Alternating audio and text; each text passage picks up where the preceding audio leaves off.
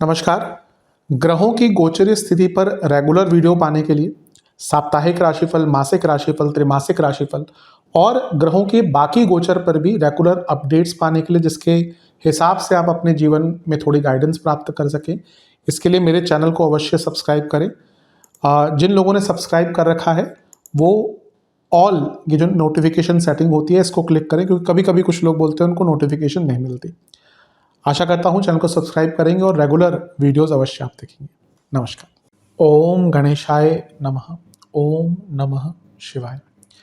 मैं निखिल ज्योतिषाचार्य आप सभी का मेरे चैनल पर पुनः स्वागत करता हूँ।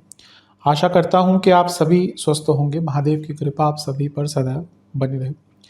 कि वीडियो तुला यानी कि लिब्रा के लिए बहुत विशेष है, क्योंकि यह वीडियो है 23 से 29 मार्च 2026 के साप्ताहिक राशिफल के बारे में। कैसा रहेगा आने वाला सप्ताह तुला के लिए। जो मेरा साप्ताहिक राशिफल होता है ये मैं नए दर्शकों को बता रहा हूँ, जो रेगुलर व्यूअर्स हैं वो आगे बढ़ सकते हैं। तो जो मेरा साप्ताहिक राशिफल होता है वो प्रमुखतः चंद्रमा और उनकी गति पर आधारित होता है। चंद्रमा एक बहुत विशेष ग्रह है और उनकी विशेषताएं बहुत हैं, लेकिन जब हम साप्ताहिक राशिफल की बात करें तो पहला तो उनकी तेज़ गति, फिर उनका मन का कारक होना, और फिर उनकी एक क्वालिटी कि वह जिस भी भाव राशि ग्रह आदि के साथ संबंध संपर्क साधते हैं उनको बहुत एक्टिवेट कर देते हैं। इन सभी कारणों से चंद्रमा का जो गोचर होता है वो बहुत विशेष होता है। चंद्रमा के गोचर के कारण हमारे मन मस्तिष्क, विचार, स्वभाव, सोचने के तौर तरीके, दृष्टिकोण, हर चीज़ पर बहुत डायरेक्ट इम्पैक्ट पड़ता है और उसको समझने के लिए साप्ताहिक राशिफल बहुत विशेष होता है।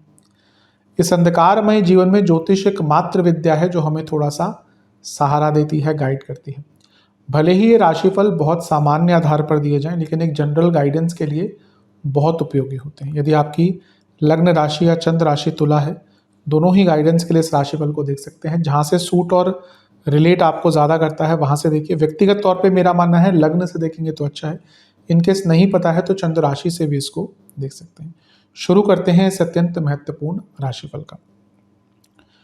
चंद्रमा 23 तारीख को सुबह 5 बजे आपके 8वें भाव में आ जाएंगे, यानी कि वृषभ में, टॉरस में, और 25 तारीख सुबह के 7 बजे तक चंद्रमा यहीं पर रहेंगे। चंद्रमा का अष्टम भाव में आना कोई बहुत विशेष तो नहीं माना जाता, लेकिन यहाँ पे चंद्रमा उच्च के हो गए तो उनको थोड़ा स्थान बल अवश्य प्राप्त हो गया। पहले अच्छी चीज़ों की बात कर लेते हैं, फिर नेगेटिव चीज़ों पर चलेंगे। उच्च के हैं चंद्रमा अष्टम में और 10वें घर के स्वामी हैं। अगर आप जॉब चेंज करने का प्रयत्न कर रहे थे तो ये टाइम बहुत अच्छा है, जॉब चेंज के बहुत अच्छे चांसेस हैं।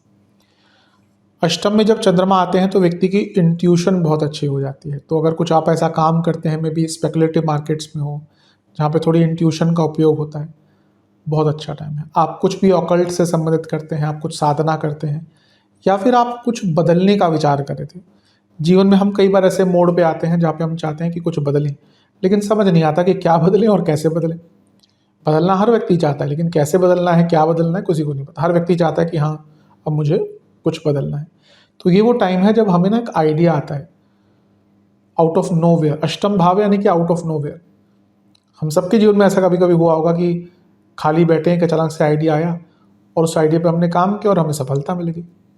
उस सफलता का स्तर कुछ भी हो सकता है। कोई व्यक्ति को छोटी सी सफलता मिले, कोई हो सकता है उसने छोटे से आइडिया पे अपना पूरा एम्पायर बना लिया हो। ऐसा भी कई बार हुआ है।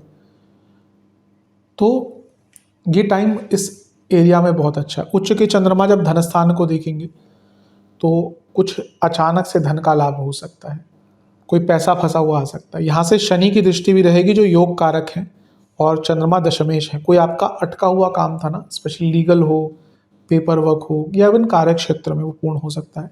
और मंगल की भी दृष्टि है जो आपके धनेश है और सप्तमेश है। तो धन का तो यहाँ पे अचानक से लाभ दिख ही रहा है। अच्छी चीज़ है, बहुत ज़्यादा अच्छी चीज़ है। लेकिन ये जो चंद्रमा है इन पर शनि का प्रभाव है। भले ही शनि आपके योग कारक हैं, लेकिन शनि का प्रभाव विष दोष लेकर आता है, ये हम सबको पता है। और जब शनि के साथ मंगल भी आ गए तो वो उग्रता एक अलग ही लेवल पर चली जाती है। तो थोड़ा सा ना अपनी उग्रता पर अगर आपने नियंत्रण रख लिया तो बहुत अच्छा रहेगा। दूसरा, चंद्रमा जब अष्टम में है और उच्च के हैं तो चंचल हो जाते हैं। चंद्रमा तो चंचल है ही, हमारा मन क्या है, चंचल है। हमारा पूरा जीवन केवल मन को ही समझाने में निकल जाता है। मन से बड़ा बहरूपिया ना कोई। तो ये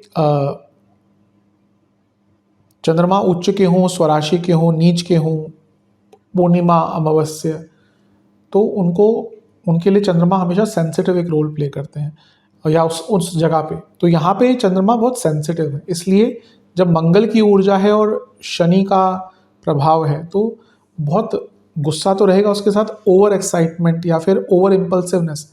आप दूसरों की बातों में बहुत आराम से आ जाएंगे और उसके कारण अपना नुकसान करवा देंगे। तो इन सब चीज़ों से बचिएगा। बदलाव के लिए सोचिए, प्लानिंग कीजिए, रिसर्च कीजिए। अच्छा टाइम, इस समय को अगर आपको उपयोग करना है तो रिसर्च के लिए कीजिए, वो आप अपने जीवन में किसी भी चीज़ के लिए कर सकते हैं।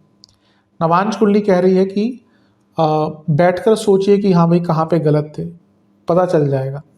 दशांश कुंडली, कार्य क्षेत्र में कुछ पैसा बढ़ता हुआ दिख रहा है, या अगर कुछ ऐसा है कि आप एक्स्ट्रा पैसा कमा सकते हैं। बिजनेस में चेंज का मौका मिलेगा, जो भी आप लाने का विचार कर रहे थे। लव लाइफ, थोड़ी सी उदासीनता दिख रही है, थोड़ी सी, क्योंकि मे बी जो चीज़ आप सोच रहे थे जैसी हो या आप चाहते थे कि रिलेशनशिप जैसा हो, वैसा नहीं जा रहा। वैवाहिक जीवन की जहाँ तक बात है, मैं यही कहूँगा कि थोड़ा सा अपने ऊपर और अपने पार्टनर के ऊपर ट्रस्ट बढ़ाइए। स्टूडेंट्स, एक इंडिविजुअल अप्रोच रखिए। आप लोगों के ऊपर बहुत डिपेंडेंट है, आसपास के लोगों के ऊपर बहुत डिपेंडेंट है, ये चीज़ आगे चलकर आपको ही दिक्कत देगी। सेहत के हिसाब से इन्फेक्शंस, आंखों दांतों की प्रॉब्लम, हार्मोनल इश्यूज, और जिनको कोई ब्लड डिसऑर्डर है, ध्यान दें। सर्वाष्टक में आपका तीसरा घर बली है, ये अपने आप में अंकित कर रहा है कि अति ऊर्जात्मक और अति संवेदनशील टाइम है, इसलिए कुछ बहुत नया स्टार्ट ना करें, प्लान करें, किसी को कोई कमिटमेंट ना दें और कम बोलें। 25 तारीख सुबह के 7 बजे चंद्रमा आ जाएंगे मिथुन में, यानी कि नवम भाव में, और 27 तारीख रात के 10 बजे तक यहीं पर रहेंगे। चंद्रमा का नवम भाव में आना एक प्रकार से काफ़ी अच्छा माना जाता है। यहाँ पे कर्म धर्माधिपति योग बन रहा है, बहुत श्रेष्ठ, क्योंकि 10वें घर के स्वामी जब भी नवम में, 10वें का जब भी नवम से संबंध बनता है तो कर्म धर्माधिपति योग बनता है, और ये सफलता का योग होता है, ये पूर्णता का योग होता है। नवम भाव भाग्य स्थान है, चंद्रमा ने यहाँ पे आके उस भाव को एक्टिवेट कर दिया। ऊपर से यहाँ पे गुरु हैं जो आपके 2 उपचय भावों के स्वामी हैं। ये समय बहुत अच्छा दिख रहा है, ये पूर्णता का है, सफलता का है, गति का है, लाभ का है, धन की वृद्धि का है। यहाँ पे जब गुरु चंद्रमा की युति होती है, गुरु चंद्रमा मतलब गज केसरी, तो जब नवम में गज केसरी बन रहा है तो शास्त्र पढ़ने का मौका मिलता है, कुछ सीखने का, गाइडेंस मिलती है। हमें जीवन में अगर गाइडेंस मिलती रहे तो कितनी अच्छी चीज़ है। तो यहाँ पे गाइडेंस मिलती है। अगर आप इतने लकी हैं सच में कि आपका कोई गुरु है, तो आपको अपने गुरु का सानिध्य मिल सकता है, उनसे कोई बात करने का मौका मिल सकता है। जब आपके गुरु नहीं रहते जीवन में, आपके ऊपर उनका हाथ नहीं रहता, तो उस व्यक्ति से पूछिए, उस शिष्य से पूछिए कि वो कितना असहज हो जाता है। तो अगर आप लकी हैं कि आपके जीवन में कोई गुरु हैं, तो उनका यहाँ पे उनसे बातचीत कीजिए।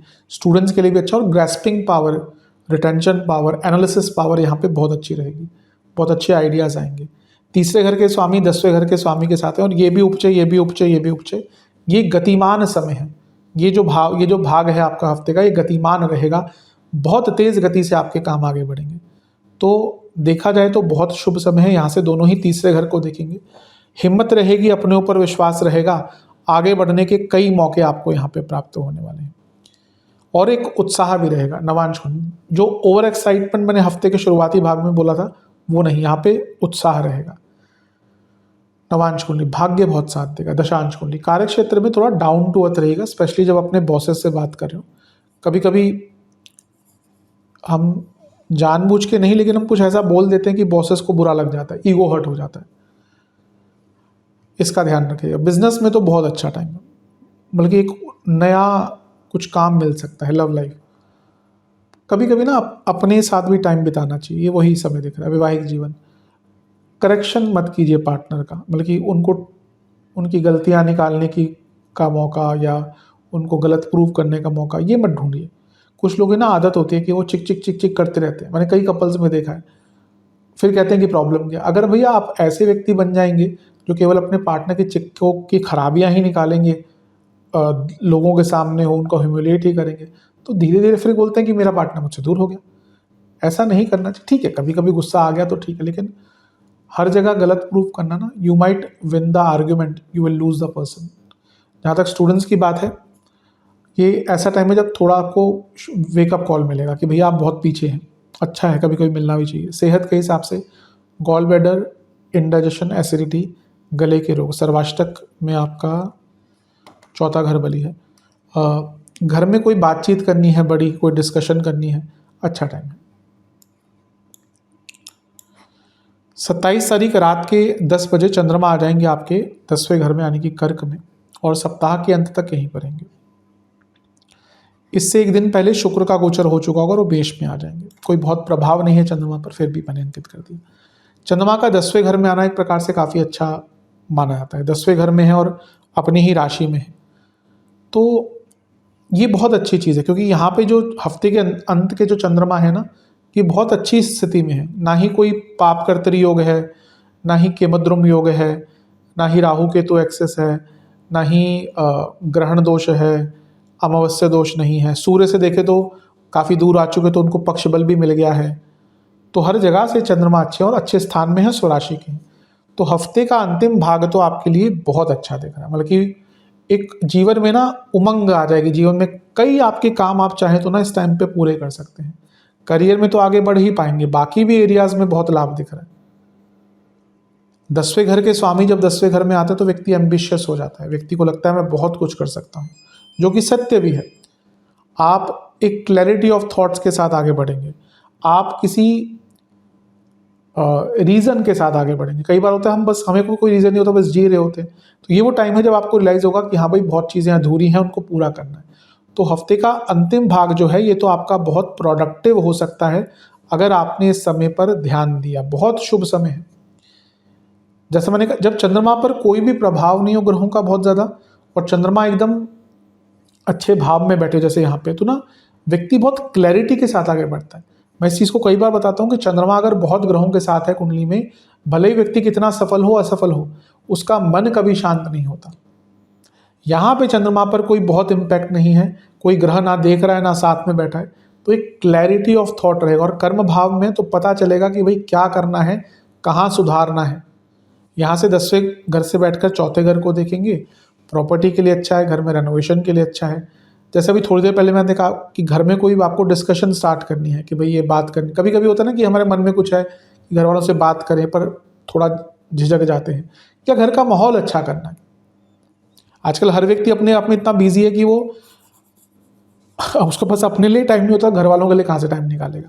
लेकिन ये बहुत गलत चीज़ है। हमें अपने घर वालों को टाइम अवश्य देना चाहिए, भले ही उसके लिए हमें कहीं और से कॉम्प्रोमाइज़ करना पड़े। नवांश कुंडली अभी जैसे मैंने कहा एक फ्लो रहेगा, बहुत गतिमान, गतिशील, लयपूर्वक समय बीतेगा। दशांश कुंडली कार्य क्षेत्र में रिकॉग्निशन दिख रहा है। अगर प्रमोशन की बात चलती है इस टाइम पे, बहुत अच्छा है। बिजनेस में तो मैं कहूँगा कि ना, तो रिस्क मत लीजिएगा। थोड़ा ये डिल्यूजन वाला टाइम दिख रहा है जहाँ पे आप गलतियाँ कर सकते हैं। लव लाइफ, अपने ऊपर ध्यान दीजिए, अपने से प्यार कीजिए। ये टाइम सेल्फ लव का है। वैवाहिक जीवन, बिना कहीं अगर आप अपने पार्टनर की बातें समझ जाएं तो वो सबसे अच्छी चीज़ है। अगर आप विवाहित हैं और आपको फिर भी कई बातें अपने पार्टनर के कहने पे ही समझ आ रही हैं, तो कहीं ना कहीं रिलेशनशिप में कमियां हैं, इसको सुधारिए। स्टूडेंट्स, अपने आप को ना आंतरिक रूप से इतना स्ट्रांग करिए कि आपको कोई पीछे ना कर पाए। अभी लगता है कि आप बहुत असहज हैं, बहुत अंडर कॉन्फिडेंट हैं। हफ्ते का अंतिम भाग अपने कॉन्फिडेंस को बिल्ड करने के लिए बहुत अच्छा है। सेहत के हिसाब से breathing issues, hormonal problem, chest की प्रॉब्लम, बोन्स की प्रॉब्लम। सर्वाष्टक में आपका तीसरा घर बली है। ये तो दिख रहा है कि हफ्ता बहुत तेज गति से आगे बढ़ेगा। उपाय के स्वरूप में दुर्गा माँ की एक बार आरती कीजिएगा, नवरात्रे चल ही रहे हैं, और उनको फलों का भोग लगाइएगा। जब आरती कर रहे हो तो उस पर एक इलायची और एक लौंग का दाना काट लीजिएगा। आशा करता हूँ वीडियो काम आएगा। चैनल पर नया सब्सक्राइब कीजिए, वीडियो को लाइक कीजिए। मिलता हूँ अगले वीडियो में, तब तक के लिए ओम नमः शिवाय।